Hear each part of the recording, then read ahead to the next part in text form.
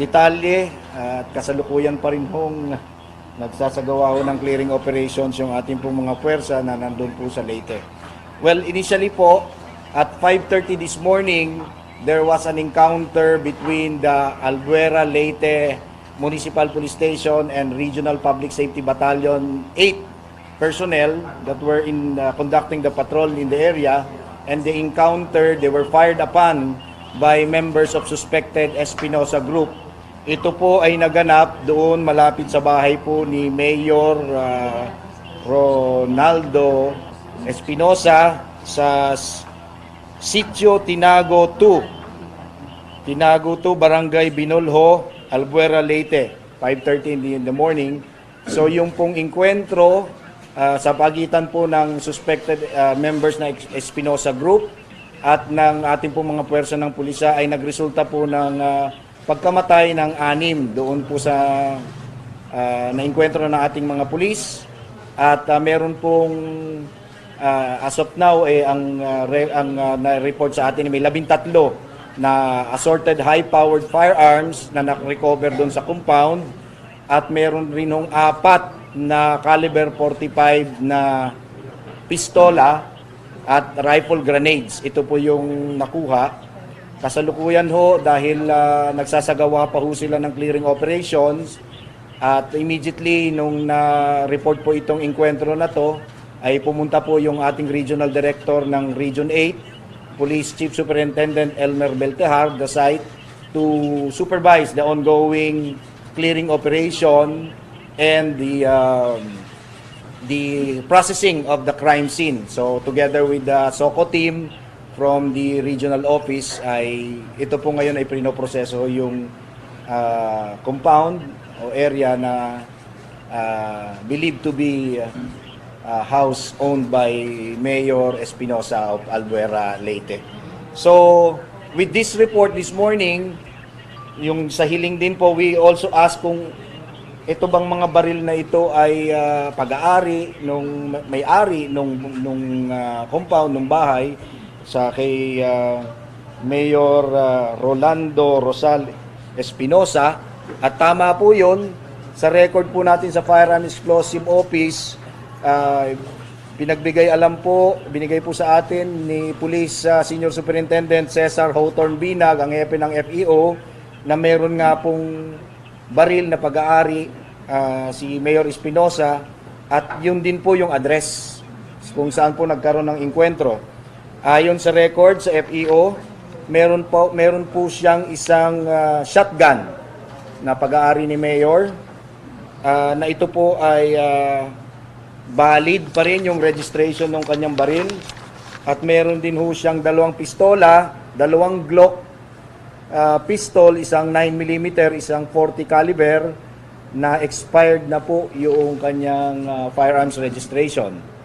So nag-expire ho ito ng May 5 of the current year, 2016. So ito po yung update natin sa nangyari kaninang umaga. Hopefully, we'll get a better picture of the incident when the clearing operation has been terminated or conducted by the regional office, and then we will give you po yung pinaka more complete report by the lower units. So yan po yung nangyari kaninang umaga, at sa kasalukuyan ho, dahil nga po kahapon ay surrender kay Chief PNP si Mayor Espinosa, at siya po ay prinoproseso ng CIDG, kaya po tayo nandito ngayon ay inaantabayanan din ho natin yung progreso nitong ginagawa hong pagpoproseso doon sa possible participation of and admission made by the mayor yesterday, ito nga po sa laban natin sa illegal na droga. So, opo. Ang sa pagkakaalam mo natin kahapon, pagkatapos niyang humarap sa inyo, sa media, kasama si Chief PNP Police Director General De La Rosa, siya po ay tinurn over to be processed nga po, makmuna ng salaysay. Nagawa po yun kahapon, At nangako po si Mayor kay Police Chief Superintendent Ruel Ubusan, ang hepe po ng CIDG, na siya po ay babalik upang tapusin yung proseso. Ngunit sabi po niya ni Mayor, siya po ay babalik ng alas 9 ng umaga. Kasama po ang kanyang abogado upang mapirmahan yung kanyang salaysay. Kasalukuyan ho, hinihintay po natin ang pagdating po ni Mayor. Sir, question. Opo. Yung sa spot report, nagpapatrolya yung RPSB tsaka yung municipal police. Paano po sila nakapasok doon sa bahay mismo? Okay. Kung saan nakuha yung mga baril? Opo, sa report po ng Provincial Director ng Leyte, Police Senior Superintendent Franco, hindi po, yung PD po, yung PD ano? Simborio, sa aming pong pag-uusap, ito po ay nagpatrolya po yung ating local police.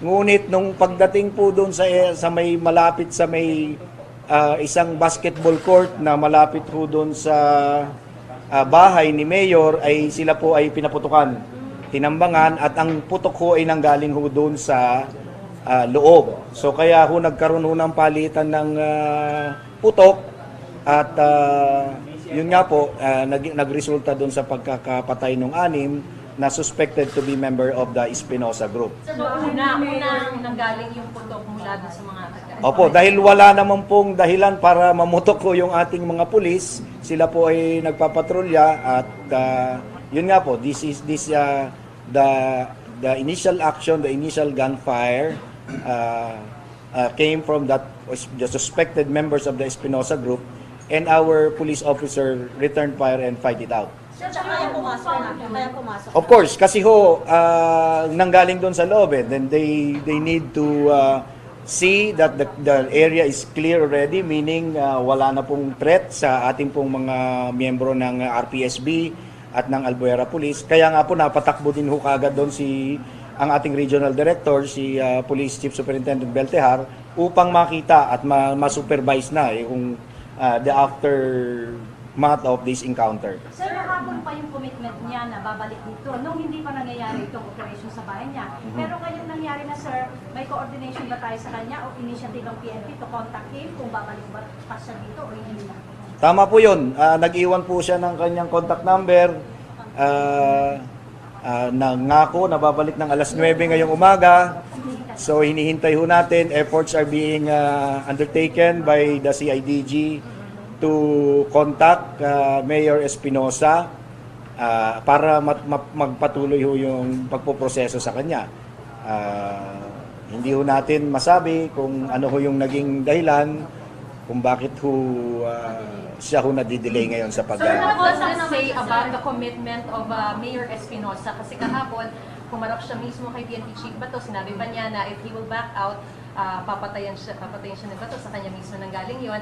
And then, just a day after he surrendered, ngayon, mismo ang nagpaputok nanggaling sa mga Espinosa. So what does this say about his commitment to the Chief PNP and to the government per se? Opo, kayo po ang naging witness sa usapang lalaki sa pagitan po ng ating hepe at ni Mayor. Kitang-kita ho ninyo na yung commitment niya ay nandun ng Mayor. Ngayon, tingnan natin kung bigyan pa ho natin siya ng oras na siya ay bumalik at tapusin ho yung proseso.